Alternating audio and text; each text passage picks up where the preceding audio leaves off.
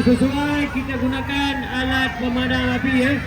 Yang pertama sekali mengikut arah angin ya.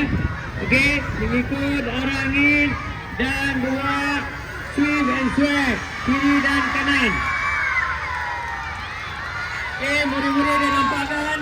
Okey, saya minta murid-murid dan jawab ya.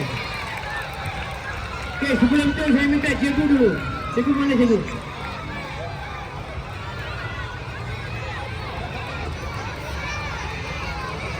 Okey, cikgu nombor berapa ni?